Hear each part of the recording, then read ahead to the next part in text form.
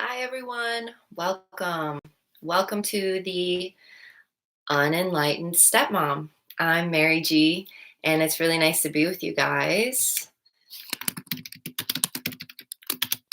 All right. Something that I wanted to say. I know that this channel is called the Unenlightened Stepmom, and there's a reason behind that. For those that haven't figured it out, I am a yoga instructor and educator, and yoga is just a description of my entire lifestyle at this point. And it is, the yogi's goal, in short, you could say, would be enlightenment. So enlightenment is something that I am interested in. Um, and and all types of ways to contemplate it. What does enlightenment mean? How does one reach enlightenment? Are we born enlightened? Are we not born enlightened? How much effort does it take? How much effort should it take? All these types of different ideas. But the idea for me is that when one is enlightened, number one, there's complete clarity of all things. Like, all things that you need to know. And the things that maybe you're not accessing, like basically when you're enlightened, you're tapped into the matrix, and you can have any type of knowledge that you could ever possibly want. You could download anything. This is my idea. I'm not saying this is the way it is for all beings. This is my idea. And so once you become enlightened, you can tap in and download any information that you need. And because, the type of yoga philosophy that I study is also theistic in nature, it's like, and truly, you become enlightened when you become an instrument of the divine. And so you don't seek anything anymore. And perhaps not seeking things is a path towards enlightenment. That's definitely, you'll find it across yogic texts that, hey, why don't you try out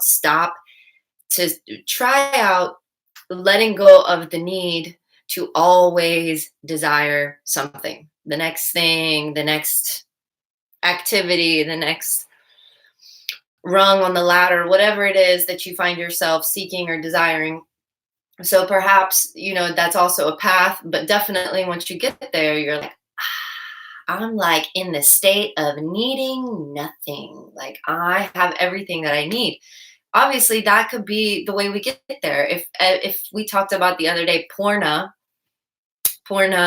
meaning full, wholeness. And so if I'm like in a state of wholeness and completion, if I realize that I'm being supported, that everything that I need is like right here with me, then I'm good to go. It's like I'm ready. I have everything that I need, and I'm filled with gratitude for that. Okay. But let's just say, so then one becomes enlightened and they're like, I don't need anything. And therefore, they're not asking for anything. So you just end up becoming led by God. And when God says, hey, you're going to need this information to take on this thing, to have this conversation, or to face this task, or whatever, then you just receive the information and you have it. So it's like you can have any amount of knowledge that you would want. Okay. So that's what I'm calling clarity. So you're never confused. You're never conflicted anymore in a state of enlightenment. This is my idea. Once one reaches this state. And even, they say like enlightenment, it's not the state of, you could call samadhi, isn't necessarily a state that we maintain, but once one becomes awakened, once one experiences enlightenment, it changes one forever. And that therefore the state is more accessible and it's impactful. And so they say before enlightenment, chop wood, carry water. After enlightenment, chop wood, carry water. You keep going about your life, but perhaps there's now clarity. You're free from confliction. So this is, for me, it's like, yes, I can see how much turmoil in my own life is a result of just inner confliction and misunderstanding. It doesn't have to do with like there's things going on outside of me that are making my life chaotic. It's me. It's me creating the chaos.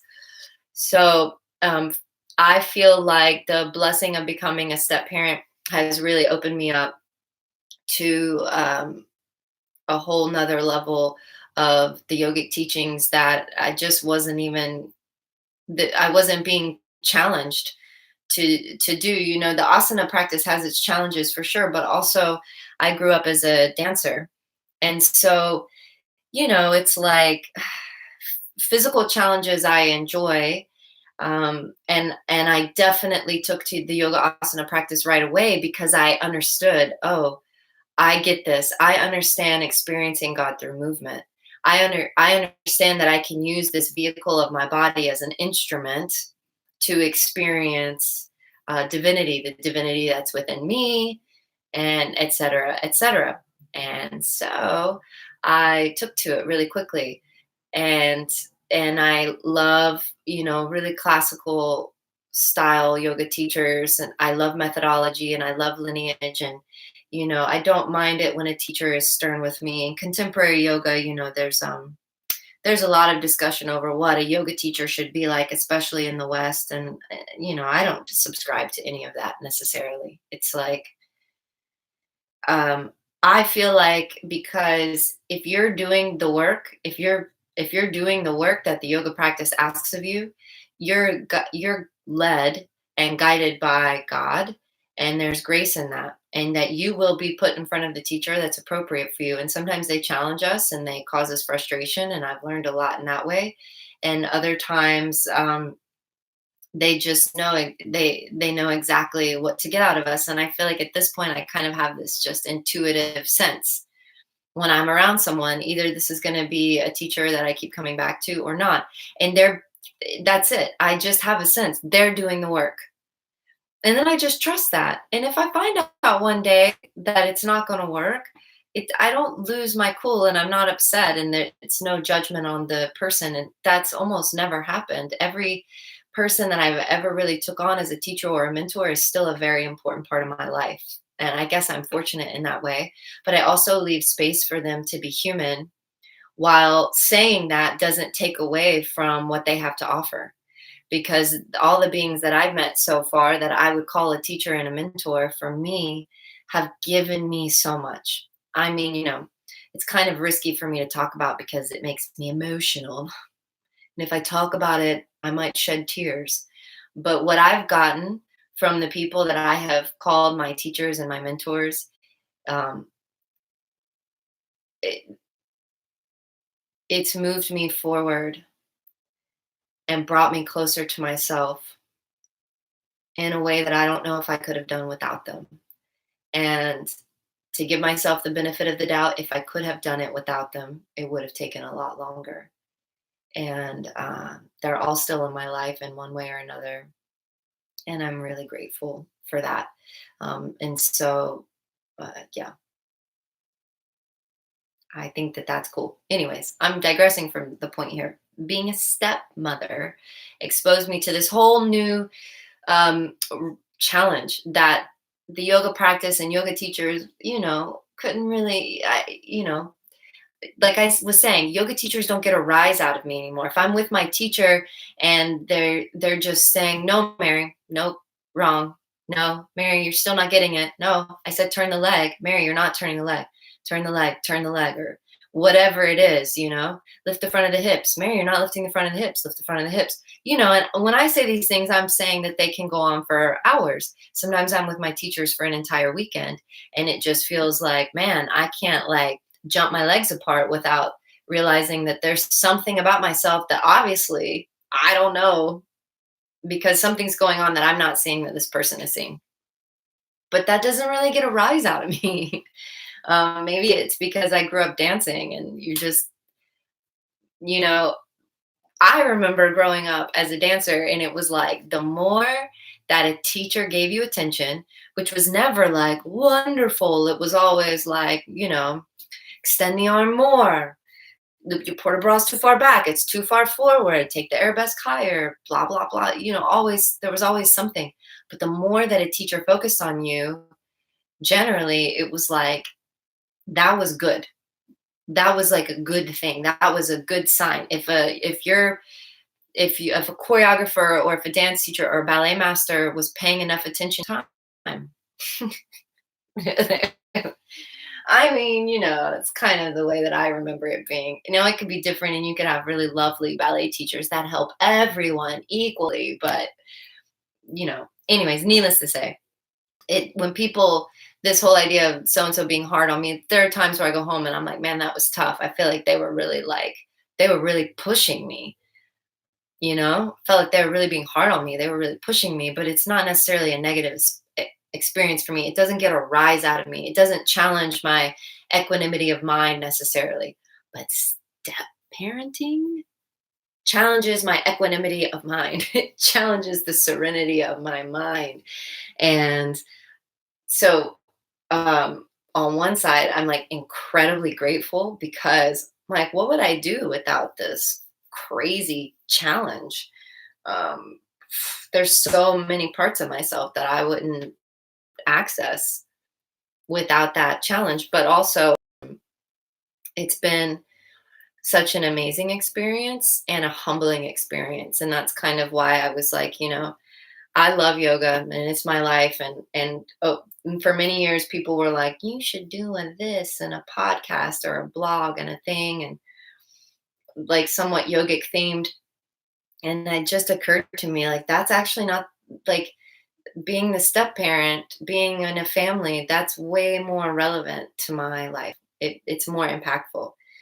Um, And I don't know if there's such a thing as perfect parenting. Let's go out on a limb and say that there's not. It's like every day is an evolution, and I think someone that was possibly enlightened in parenting is just accepting the journey, allowing themselves to still evolve. I don't think that even someone that considers themselves enlightened isn't willing to learn and continue to develop. As I said, they're going to be like, "Oh, this is part of the download. This is if I'm learning something new, God's saying, now you need this information." It's not necessarily like, you didn't know that yesterday? Wow. You know? So I find it really interesting, and I don't consider myself an expert at families, at parenting, at um, how to manage emotions and mental states. I think I'm becoming an expert on my own emotional states, which I hope we all can, right? I'm getting to know myself more and more with every year that I age, and that's really nice. And I hope I can continue to do that. But as of now, I don't consider myself an expert. And I don't want you guys to think that I'm making this channel or that I'm saying these things because I consider myself an expert. So interact. Tell me how you're feeling as well. Tell me the questions that you have or feedback that you have about parenting or ideas that you've had, and I'm happy to hear about that. And so I was this week as we've been home with the coronavirus, and our daughter was away for like a week and a half. She was visiting some friends out of state with her mom for a week, and then she was visiting with her aunt and uncle for a few days. And so we didn't see her for a long time, and then she came finally. And we got her an afternoon, and then the next day we still have one more day of school. And we always homeschool our daughter. So though there are many kids at home right now that are homeschooling with their parents, we always do.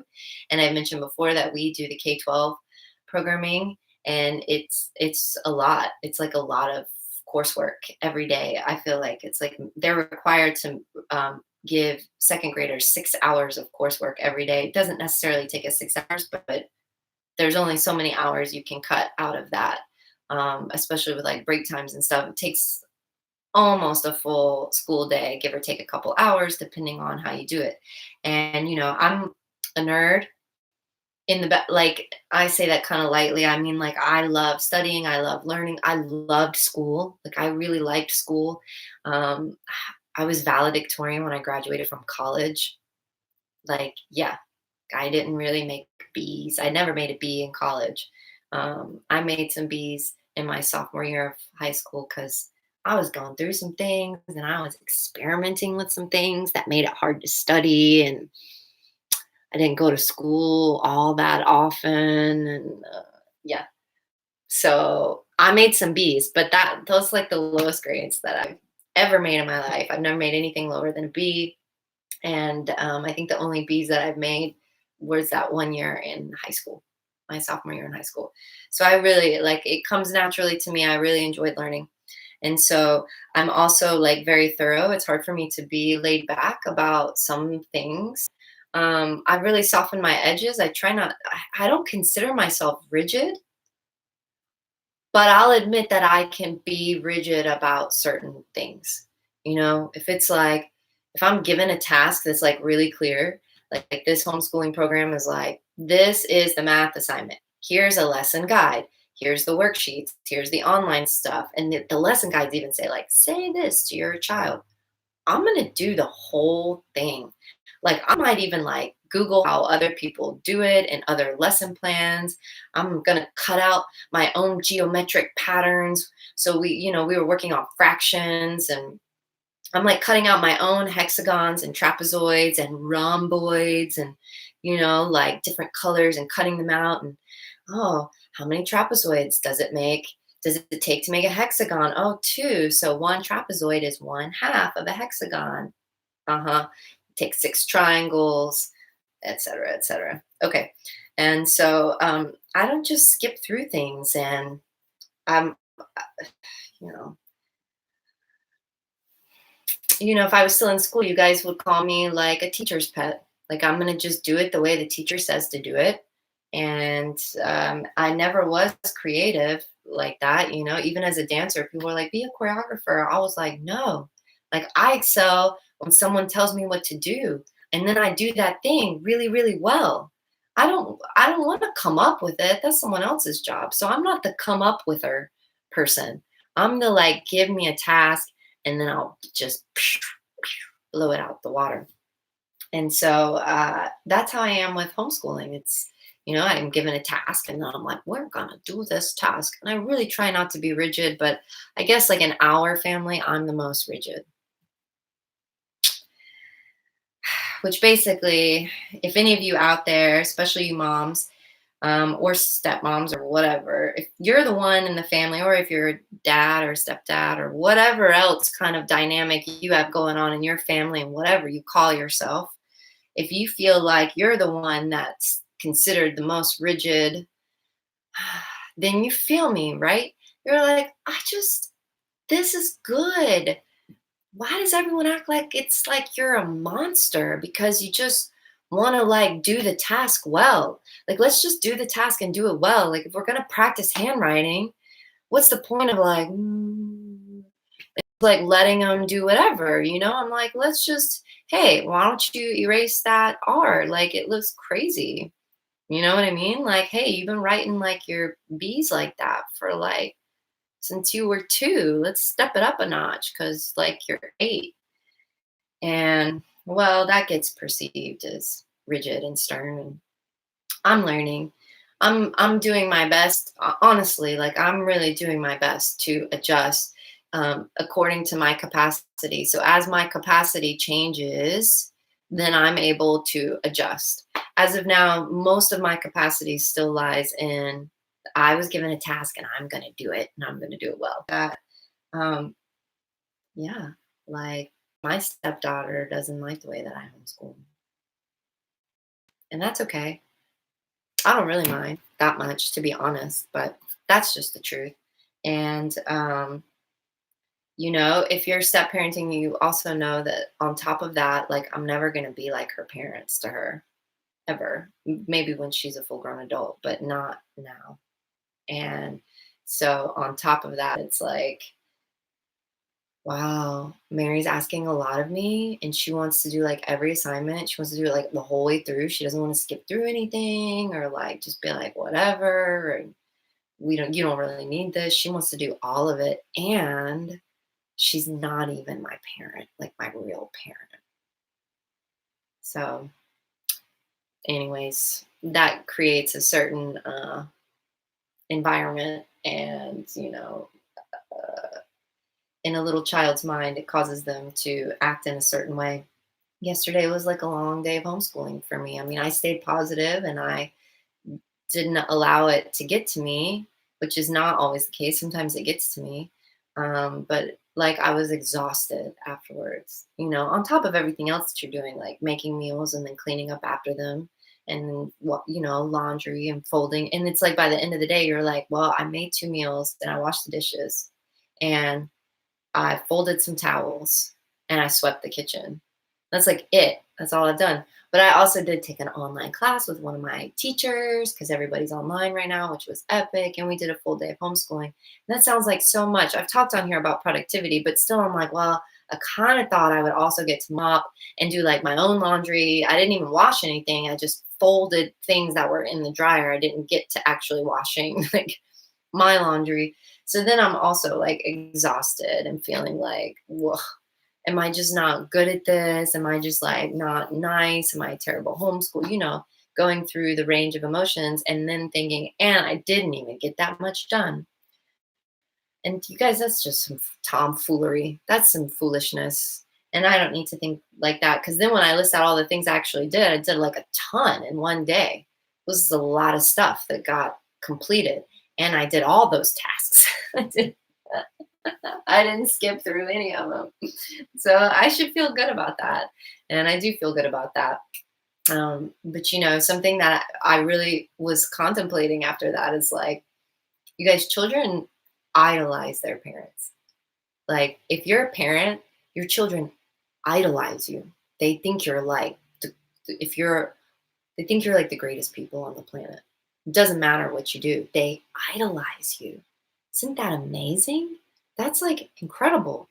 And I think if you're a parent, you really need to sit with that because that's power, right? Like in the yoga world, when someone's a yoga teacher, we're constantly being told to like assess how people idolize us and to assess that role of power. But do we ask parents to do it?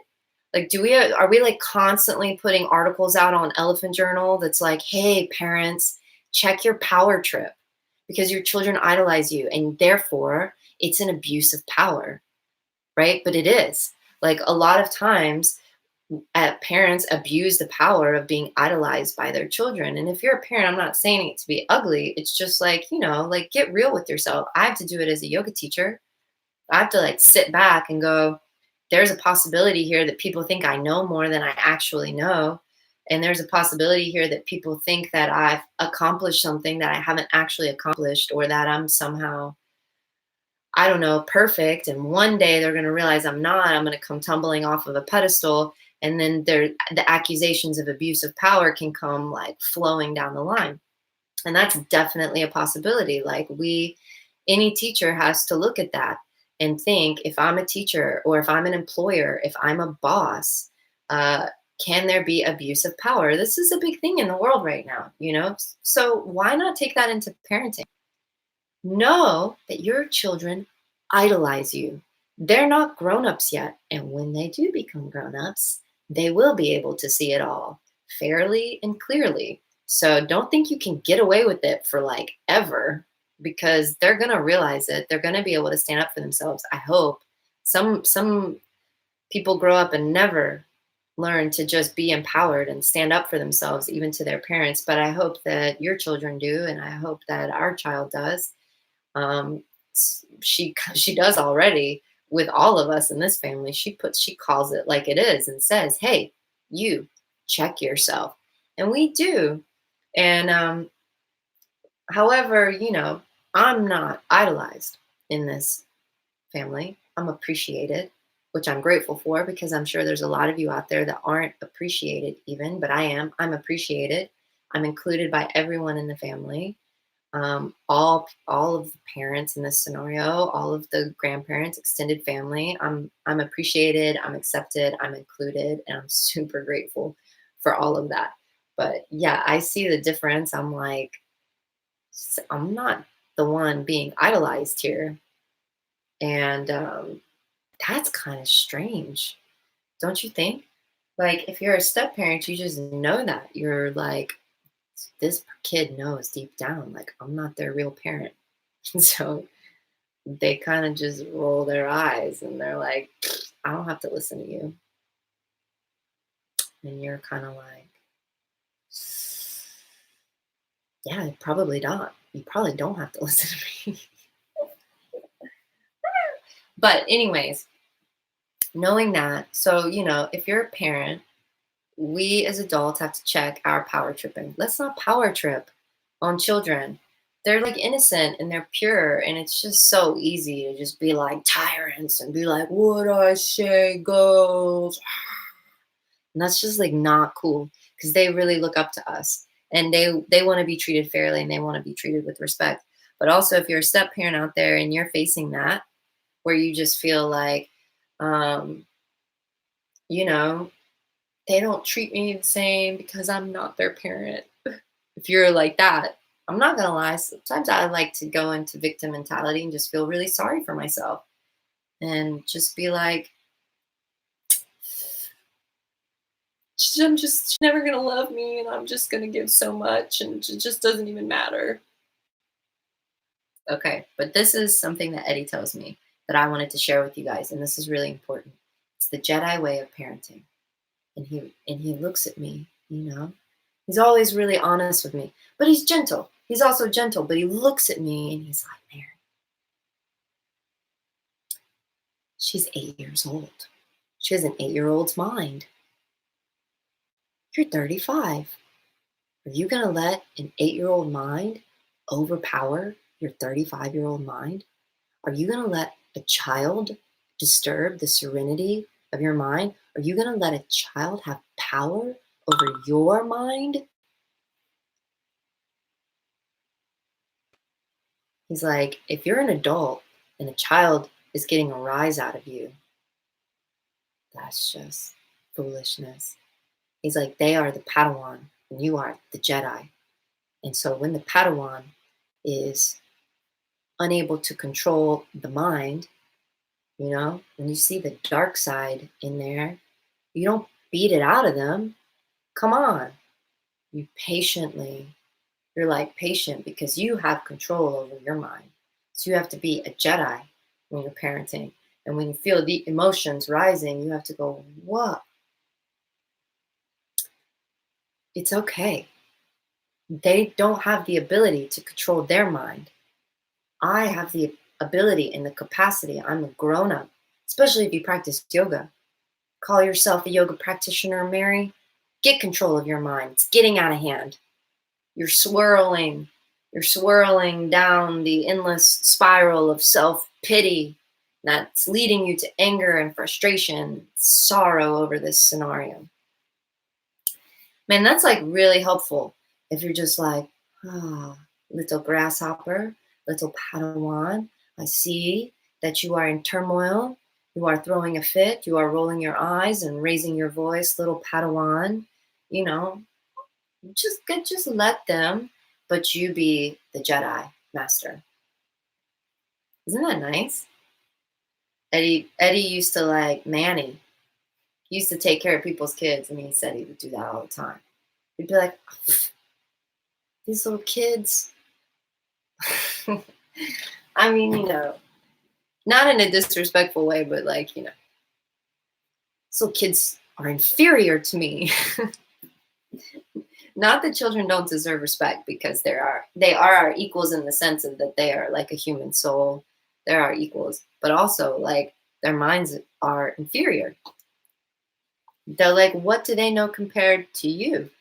I know they teach us so many things and they can be our teachers and our gurus. And yes, that is true. But just in life experience, okay, like my mom knows more than me. There might be things that she learns from me, even still today, but she still has way more life experience than me. I need to just honor and respect that. As an adult, I know that now. But as everything under the age of, I don't know, 25, 27, before then, what does she know? Obviously nothing, because I was still a Padawan and I was crazy. Like I don't know about you guys, when I think back to the state of my mind as a teenager and a 20-something-year-old, guys, like legit crazy, just crazy. Like what was going on in my mind? There was nothing stable about it. It wasn't stable. It wasn't consistent. It wasn't uplifting. It was just literally like all over the place. That's me though. And so then over the years, it developed. thank the Lord, because I couldn't live like that. A few months ago, I told you guys that last year was a rough year for me in the sense of like I was way overworked. And I was just working too much and taking on too many things in general. And I threw a surprise party for Eddie's 40th. Man, that was like the icing on the cake. You know, he's like my best friend and my partner and my stabilizer. And I had this huge secret that I couldn't tell him. The party turned out so beautiful. And people came to help me. Both my parents came to help me. They're not even together. They haven't been since I was 5. And it was just like their help was so unbelievable. They did, like, once the party started, they did like everything. My dad came that week and did just like everything, set up my whole backyard, helped me set it up because I was just like playing it low key for Eddie, and oh, it was crazy. And then my parents were there and they were so helpful. Like at the end of the party, my mom and dad like cleaned up everything. The next day, almost everything was cleaned. I didn't have to do anything. It was so amazing. If they ever see this, I hope you guys know, like, that alone, like that evening alone was like enough for me. I'm just so grateful for you guys. I'm so grateful for my parents. And that was just that gift to make that evening so special for Eddie and therefore so special for me, because one of my favorite things to do is make other people feel special, create special events for people. And it brings me so much joy. And to have like support in that where I could just enjoy it and I wasn't running around too much, was just so nice. But leading up to it, I got pretty stressed and I started experiencing anxiety. And I had a lot of anxiety growing up, and I had depression and anxiety horribly for at least a decade, most of the time untreated because I was a teenager and I refused to like seek help in any way for it. I finally did, thank goodness, and had a wonderful experience with support, and and was able to overcome it for the most part. And I haven't had anxiety for years, and I started having anxiety, and I remember thinking like during that time a few months ago, like this isn't good enough. Like life like this is super unpleasant. And it wasn't even as bad as I've experienced depression and anxiety before. But like my tolerance for having a like mind that cannot settle has dwindled. And I was like, no, this is not, something has to give. And that's one of the reasons I made a lot of changes in my life. And because it was like, no, I will not live like that again. Not going to do it. I mean, when your mind is in turmoil all the time, you guys know if you've experienced it, most of us have at least experienced it if you're not currently experiencing it. And it sucks. It really sucks. And I hope that you find, if you're experiencing it, I hope you find the support that you need, because it's not good. It's just like, it's really difficult to be on top. And there's things you can do that kind of help you yo-yo. Like I feel really good, but then thump, and you're constantly just in this yo-yo, and that doesn't feel good. What's that all about? I almost kind of feel like our culture supports that, the yo-yoing, the kind of up and down. Do these things that are so exciting, Coachella, and then living in New Orleans, that's what it felt like. New Orleans was not a stabilizing place for me. It was like Jazz Fest after Jazz Fest. October, because everything in October in New Orleans is epic. The weather is beautiful. There's Voodoo Fest. There's other things. There's like, I don't even know. It's awesome. You get really excited. It's just epic. And then it's gone, you know? Mardi Gras. And then Mardi Gras is over. And you fall hard after that. You're kind of like, it's tough. You don't feel uplifted necessarily. I didn't. I did not feel uplifted afterwards. You feel uplifted while it's happening, and then after it's happening, you're like depressed. You're like, so now what? So, I just feel like we kind of do that. Concerts are really euphoric and feel really good. Drugs, alcohol, they're really euphoric. They feel really good. And then we like do things and we get really, even yoga. I mean, listen, I've been known to say this to people in my classes. Like, if your yoga practice, if coming to a yoga studio and doing a yoga class is the best part of your day, it's not working. It's not working. You need to seek other support. I'm serious, because I mean, trust me, I love going to the yoga studio too. I love showing up no matter what mood I'm in. When I leave, I feel so much better. I love being with people. Like, I'm really fortunate. Teaching yoga is epic. It's this uplifting practice. And then you're with other cool people that love to do things that are uplifting. Just being around other people who want to uplift themselves is uplifting. In yoga, it's a part of satsang. Just being around other people that prioritize doing things that are uplifting is uplifting naturally.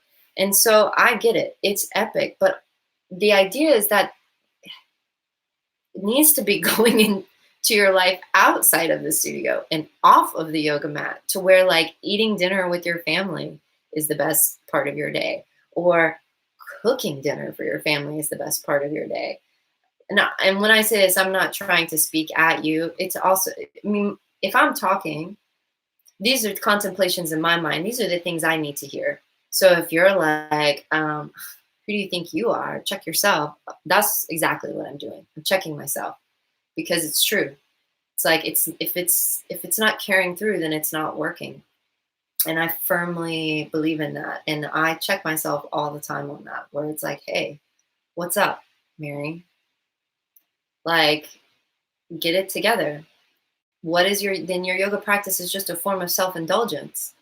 And you only like it because you're self-indulging. So it's the same thing as like having a drink, or something like that. It's like I do something that it's self-indulging, and it gives me a euphoric state that doesn't last. But there is a way to practice yoga where it taps you in. It's not, maybe you could say you feel euphoric, because it does have an effect on the systems of the body that would give you a euphoric feeling, because it plays with the nervous system. Like, there are things that actually take you into the sympathetic nervous system and then bring you out of it, like during the yoga practice, which is really fascinating. Like when you're doing really intense back extensions, you're kind of moving into the sympathetic nervous system. You're extending parts of the body that don't extend in times of stress, that are always in flexion, and we kind of live in chronic stress. And so when you're like unraveling that, I mean, just to be general, let's talk the psoas, for instance, okay? Like, it's inflection a lot that leads to things. I'm not going to go into it. I'm not going to go down a yoga teacher rabbit hole. But then when you're trying to undo those things, you kind of get afraid almost. You're like, oh, am I going to be okay? I mean, have you ever been in a yoga class like that? Like, I mean, I have definitely been in poses or had my teachers come up behind me and give me what we can call a yoga assist, okay? If any of you guys study Iyengar yoga and you've received a yoga assist, you know what I mean. It's like they're taking you beyond what you knew that you were capable of. And you're like, like, am I going to be okay? Am I going to be able to come out of this? But then you do. And the coming out of it is very soothing and has an effect, a euphoric feeling that is almost drug-like. It's very euphoric. So yeah, a yoga practice can leave you feeling euphoric, but ideally what a yoga practice is doing is tapping us into the state where eventually even that fear doesn't exist, where my teacher can come up behind me when I'm on ropes and just stick her foot in my back and just, pull, and that I'll just total equanimity of mind, right? Mm-hmm. Because then during the homeschooling, I have a little more equanimity of mind. Like, that's the idea. It's like, can I just keep that? It's going to be okay. Can I have faith and trust all through my yoga practice? Can I tap into that? Oh, when you exercise that, that's a skill you have to nourish and exercise, is faith. And when you can exercise that, that's why God gives us obstacles, right? Testing our faith. It's not like testing us like we have to prove something necessarily, but it's more like it's exercising faith. It's giving it some exercise. If we didn't ever have to be tested, is it even really faith? It's like our life was just perfect and smooth and like hunky-dory. Is it even faith? I don't know. It's just like you're fearless, you have faith because nothing ever happens. But being fearless and having faith in the midst of chaos, that's like well-tested, well-practiced faith. What a gift. Like, what a gift. And for me, the yoga practice does that. And, you know, homeschooling just shows me that I got to put a little more faith in my practice. I got to be a little more well exercised. Maybe I need to be doing more challenging postures, which, to be honest, sometimes when I'm alone, I don't necessarily go there. So I need to go there more. I'm figuring this out as I'm talking to you right now. I'm just kind of like, yeah, I bet if I step that up, I bet if I got out of my comfort zone a little more, even though I'm in my home practice, that that it would really help me if I tested my faith in my own practice. Because I don't live where my teachers are, and so yeah, there's a lot of amazing teachers where I live, but you know how it is. Once you have someone that's like I'm saying, I just know instinctively the person that I can stand in front of and give them my total faith, so that when they're like, straighten your legs, lift your chest, bend over backwards, and put your hands on the floor, that I'm just gonna do it, and I don't have to like worry and be like, isn't this time for child's pose? You know what I mean? My teachers never say, do whatever feels good. You know what I mean? It's like they know what I need to do next. I love that. That feels good to me. That feels really supported. So yeah, I really only let go fully when I'm in an asana practice, when I'm with my teachers. And so mostly my practice, because I live far away from them, is a home practice. And I guess I need to step it up a bit for myself. I need to find an edge even in a home practice, and challenge myself and take myself there, right? Because otherwise, what's the point? That all the time that I spend, all the resources, all the money, all the time away from my family that I spend to study with my teachers is meaningless if I can't come home and carry that into my home practice. And then if I was carrying it into my home practice, perhaps my faith would be a little better tested, and I could handle um, my homeschooling with a little more grace and some more faith and some more fearlessness. Which brings me to my next thing. I talk about fearlessness a lot, I know, but I want to talk about courage, and the courage that it takes to truly love a stepchild. And it takes courage, because like I was saying in the beginning of the video, when you kind of have that realization, like, I'm never going to be their parent. I'm never going to be it's like, biologically, children have like two places in their little minds and hearts for idols, and that's really kind of it, you know.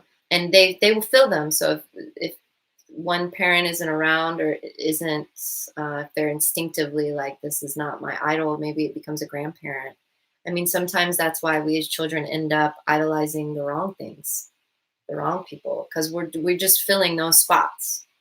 I mean, I'm totally just going. I mean, if you're like a psychologist, you're like, what is she talking about? It's just a theory that I came up with, that there's like, biologically, we have like two little spots, like, to fill as children with idols, two parental roles. We have like that much space. And we want to fill them. As children, we want to fill them. Well, in my scenario, our daughter has two amazing parents, and they're both worthy of her adoration. So the spots are filled. So then, it's like, okay, I'm never gonna get that. Can I still love this child as if it were my own? That takes a lot of courage, you guys. I mean, all my friends tell me, oh, it's so different when you have your own, and I don't want it to be. If I were to ever have kids, I don't want it to be that way. I want to see that I have the capacity and the courage to love this little girl the way she deserves to be loved, whether or not I'm her biological parent, whether or not she'll ever love me the way she loves her parents, whether or not I get anything from the relationship. She's in my life. These things have happened. These circumstances have happened. And I want to love her fearlessly. I just want to give her all the love as if she were my own. And not want anything in return, not even credit, not even because sometimes Eddie G tells me, oh, one day when she's grown up, she'll understand. And it's like, I don't even want to think about that. I don't even want to care about that. But I feel like it takes courage. And so if you're a step parent, let's send each other some courage. Let's be courageous and like love children that we didn't give birth to. I mean, I don't know what it's like for people that adopt children. You'd have to tell me. Is it different? Because then do you become one of the two spots?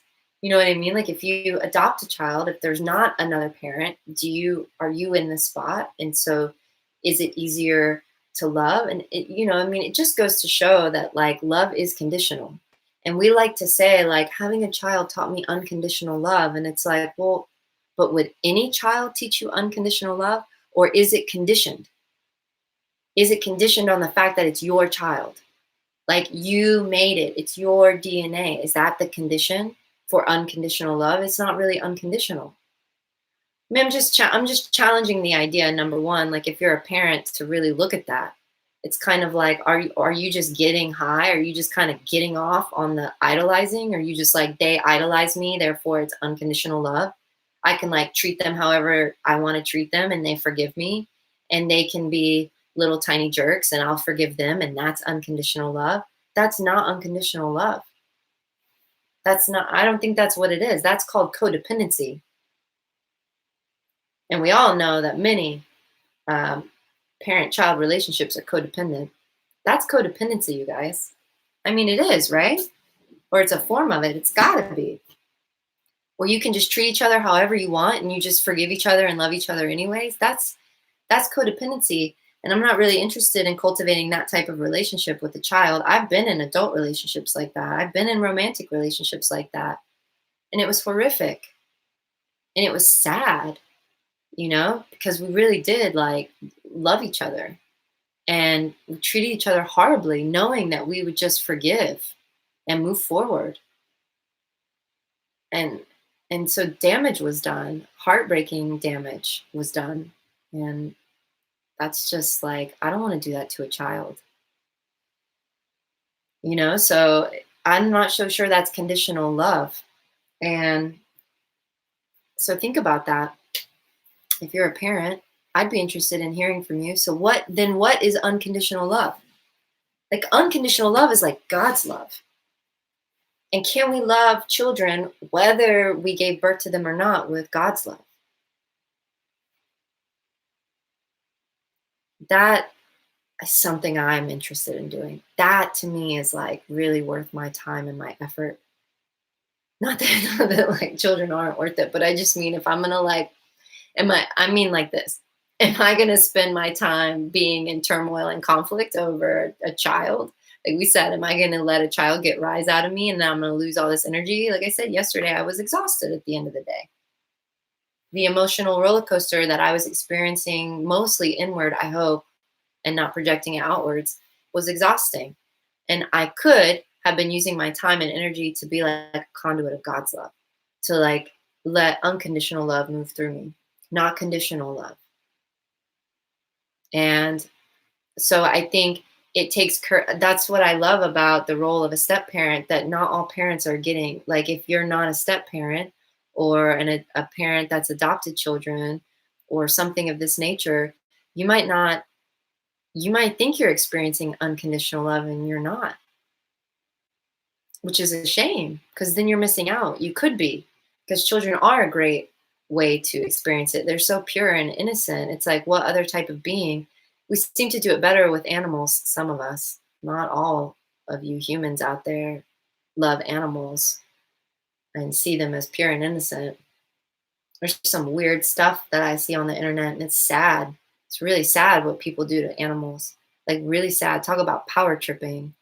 You guys, if you're abusing animals, like cats and dogs, it's just, I mean, we don't really need to go there because it's kind of like heavy and dark, but that's just not cool. Okay, but anyways, but even with children, it's like they're so pure and innocent. Of course, we want to be kind and we want to be loving. So it's a good opportunity. And I don't think that all of us are really stretching ourselves to go there. And I'd like to stretch myself to go there. I really do. Like, I really do. I really want to be able to love unconditionally. And I'm not doing that yet, if I'm going to be honest. I love one of my cats unconditionally. We have five.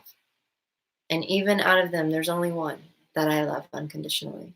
That's, and I had two dogs once, and I loved them pretty unconditionally.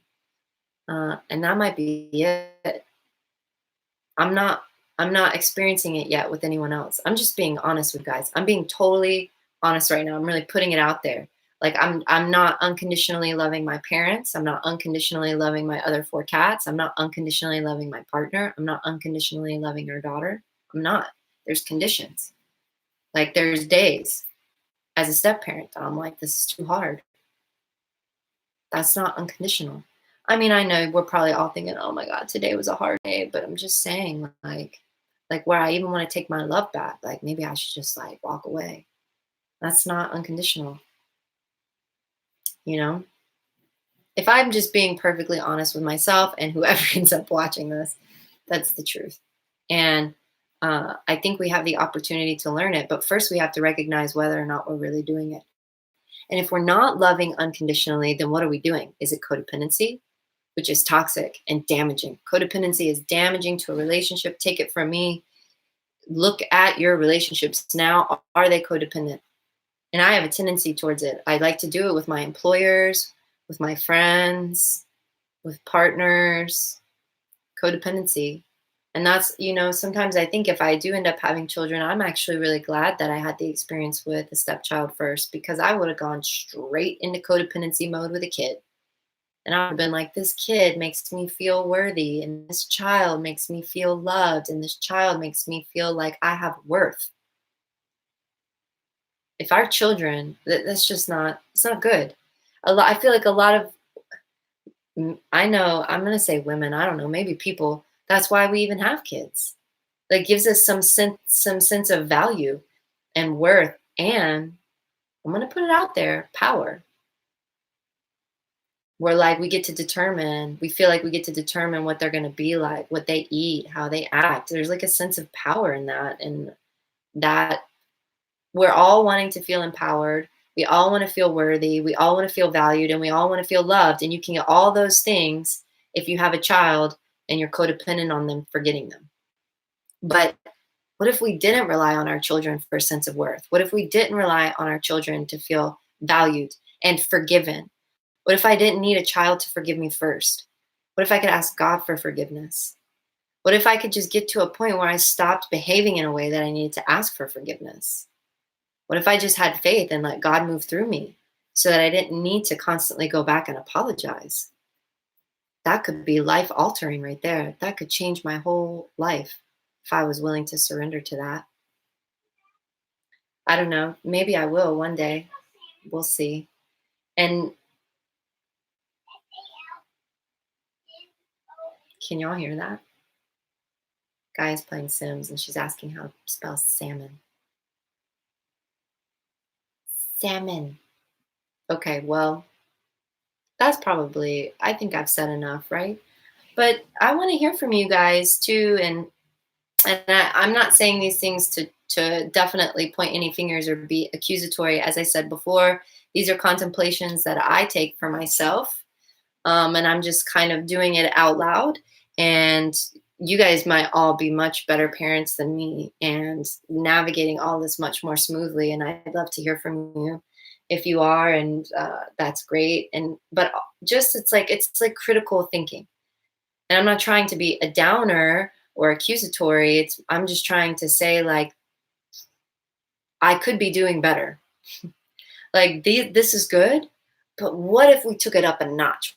What if we like raised the bar? What if we looked at that idea of loving unconditionally and really just raised the bar, and had the ability to ask ourselves, is it truly unconditional or is it conditional? I mean, I feel like a pretty loving person, and considering that most of my relationships have conditional love, meaning that I'm happy to get angry at them. That's conditional love. That's like, I know we say like anger is a form of expressing love, but I don't know about that. It depends.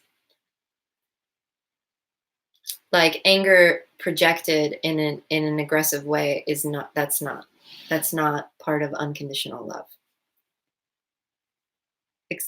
Whether or not you experience anger is like whatever, that's your business. And the Dalai Lama says we can transcend ever experiencing anger. It's what the yogis say. Okay, obviously I'm going to be on board with that. I'd like to just stop expressing it, stop projecting it, stop experiencing it, right? I'd like to get to that place. I think that I can. I think it's possible. I actually think it's possible.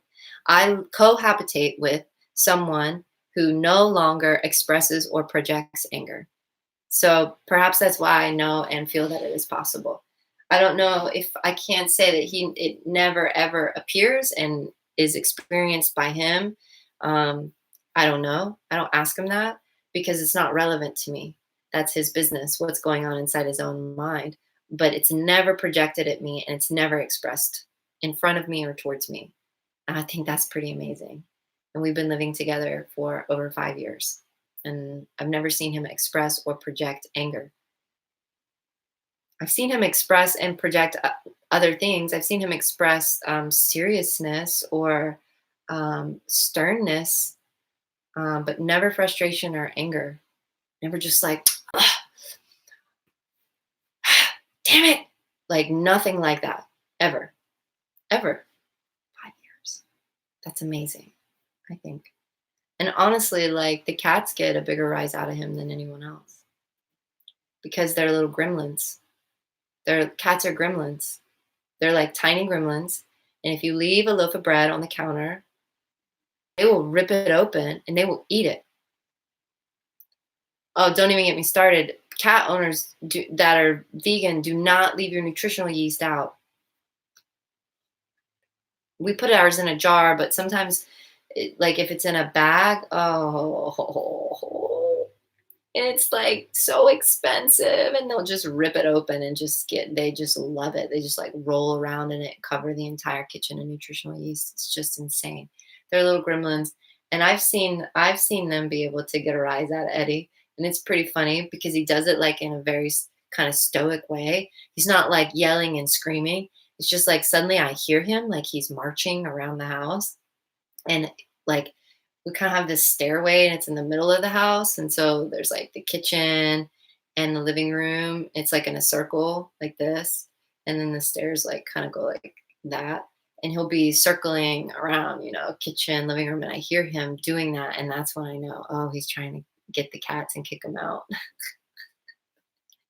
And so he doesn't like yell, he doesn't get upset. He just is like, I just kind of hear his really heavy footsteps and the door opening. And one cat goes out, heavy footsteps, and another one. And suddenly I'll see a cat like, phew, like, run upstairs and hide under the bed. And I'm like, oh, they must have eaten something and he's kicking them out.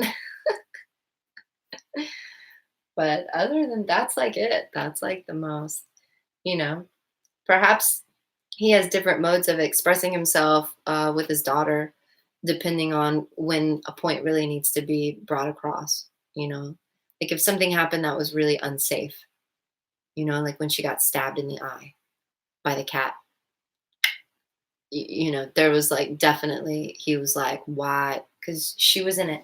The cat was in a hamper with a lid on it, and our daughter like picked up the lid and like peeked through like that. She was like this, and the cat just and so he was like definitely like why like why would you do that? I don't know. And he was like that was stupid, like that was foolish. So there was like I don't know, what would you call, maybe like a sternness, or like there was definitely like you need to be listening to me, I mean business. There was definitely that element to it, but it wasn't angry. So that's interesting. Anger, it's like it makes your heart feel poisonous when like someone around you is angry. You're either like scared or you're just like, ugh, you feel all icky. You just want it to be over. And so even if someone's being stern, if I don't feel like icky in my heart, then I'm like, oh, they're not angry. They're just like they've got something that's really important that they need to say. And so yeah, because of that, I know that it's possible to be free from anger, and that's a worthy thing to aspire for if you so choose to. But either way, it's like if we're sometimes projecting anger, being angry is one thing, projecting anger at someone else is usually um, it's usually kind of abusive in some way. Like you're not trying to uplift that other person, and you're not trying to communicate with clarity. When we project anger at another person, we're usually trying to make them feel bad.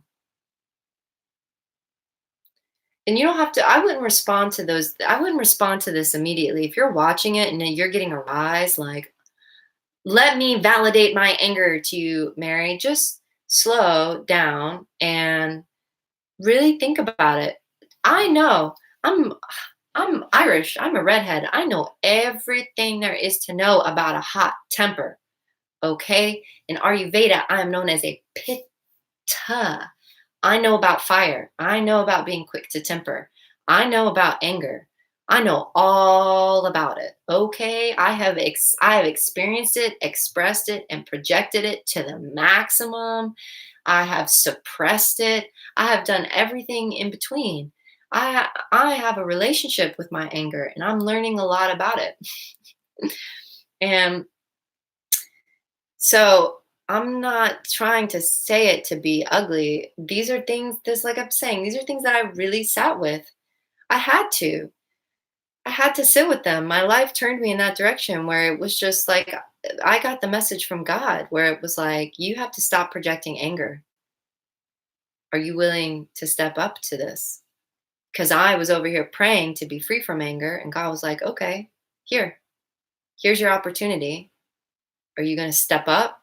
And I was like, ooh. I mean, I really I contemplated deeply. I was like, ooh, do I? Oh, it's just so much easier to just get angry and ask for forgiveness, isn't it? But it's not, because it can damage your relationships permanently. Because if you are like me and you know well a quick temper, I mean, it goes from like 0 to 100 in a moment, meaning like one moment you're having a reasonable conversation about differing ideas, and the next moment you're saying something hurtful. And if I mean, it's just mean. Like, it's so hurtful. And I always have to apologize. And I'm glad that I do. It's ugly. Like, it's not good. And I sat with my anger and I was like, is it easier to just get angry and apologize later? No, it's not, because it does sometimes like damage that cannot be repaired, not only to the relationship, but on my own heart, like filling me with shame, like doing damage to my own heart, my own soul. It's not uplifting for me. It's not uplifting for me to experience anger. It's just not. If it's uplifting for you, that's your business. But I'm just saying, that's all I'm saying. I'm not saying these things because people get really like they're really challenged by that, and then they want to be like, anger is totally natural, and it's fine to like get angry at your children or get angry at your partners, and like you just have to be able to then like know how to apologize and how to make changes. And it's like, ooh, maybe, perhaps that works for you. But once you start that patterning, it's like people that tell me that, like, well, I hunt all my own food. It's like, maybe you do. You're telling me you only eat that like organic, grass fed, whatever, because you care about the environment and you don't want to buy from big agriculture. But then you're telling me when you're on a road trip, you don't stop at Mickey D's. You're saying when you go out to dinner with your whole family, you don't just get that steak at that restaurant. I mean, come on. You're telling me you literally only eat the deer meat that you hunt?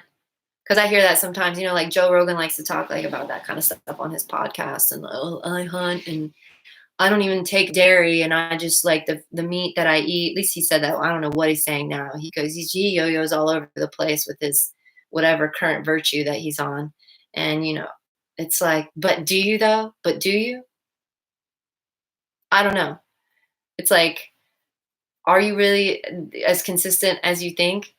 So it's the same with anger. It's just, you just got, or I'm getting angry on a daily basis. And like, yeah, you're right. That's kind of poisonous to my own heart. That's kind of poisonous to my own environment. And can I change that? If you find yourself asking yourself those questions, yeah, go for it. You can. You can change it.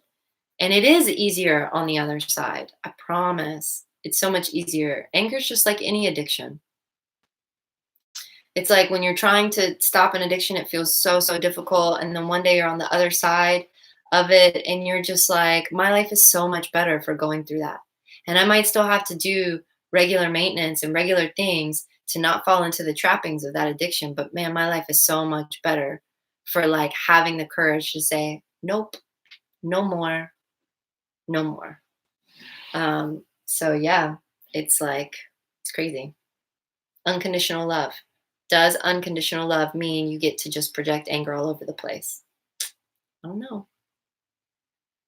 And we each have the right to explore it. I have the right to say, I have the right to explore it for myself. You have the right to explore it for yourself. You have the right to change your mind. I have the right to change my mind. We all have the rights. Isn't that amazing? It's like we fight for our rights to be able to change our minds about things all the time.